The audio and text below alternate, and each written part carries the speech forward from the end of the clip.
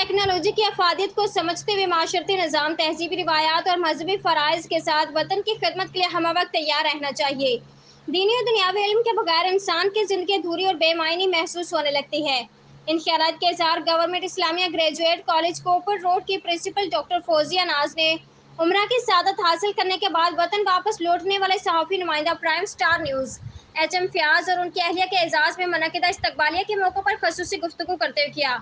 اس موقع پر کالج کی vice principal professor Mahira Saqib, doctor Zebunnisa Suraiya, vice principal Mrs Sabeen Ehtesham اور دیگر اسٹاف نے ایچ ایم فیاض اور ان کی اہلیہ کو خوش آمدید کہتے ہوئے پھولوں کا گلدستہ پیش کیا۔